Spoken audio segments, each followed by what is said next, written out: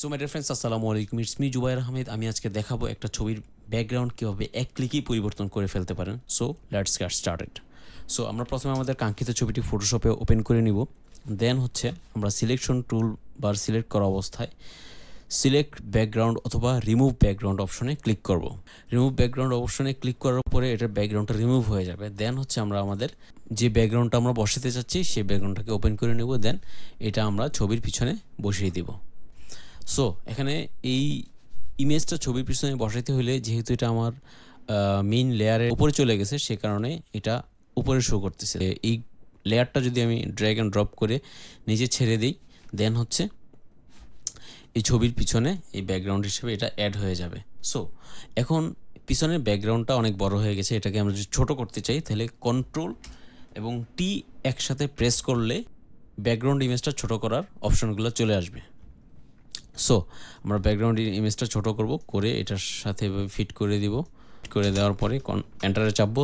চেপে এই ছবিটাকে যদি আমরা আমাদের স্ক্রিনে ফিট করতে চাই তাহলে আমরা প্রেস করব কন্ট্রোল 0। কন্ট্রোল 0 প্রেস করার সাথে সাথে ছবিটা আমাদের স্ক্রিনে ফিট হয়ে যাবে। দেন আমরা ব্যাকগ্রাউন্ড লেয়ারটা সিলেক্ট থাকা অবস্থায় আমরা চলে যাব ফিল্টার, দেন হচ্ছে ব্লার, এরপরে চলে যাব লেন্স ব্লারে। লেন্স ব্লারে যাওয়ার পরে আমরা আমাদের পছন্দ মতো রেডিয়াস সিলেক্ট করে দিব। এরপর এখানে শেপ সিলেক্ট করে দেব, বোকে যেটাকে বলে লাইট বোকে, বা এই ব্লার হওয়ার যেই শেপগুলো এগুলো আমরা চেঞ্জ করতে পারবো। সো আমি এখানে হেক্সাগন সিলেক্ট করে দিলাম, দিয়ে ওকে প্রেস করলাম। ওকে প্রেস করার সাথে সাথে এই ছবিটার ব্যাকগ্রাউন্ডটা সম্পূর্ণভাবে পরিবর্তন হয়ে গেছে।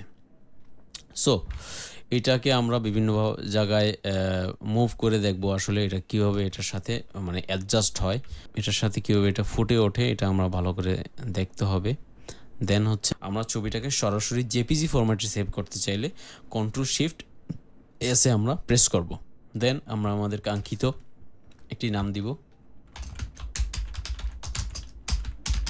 দেন আমরা সেভে ক্লিক করব। অ্যান্ড এই হচ্ছে আমাদের আউটপুট। তো আজকের ভিডিওটা এই পর্যন্তই। সবাই ভালো থাকবেন, সুস্থ থাকবেন। আসসালামু আলাইকুম।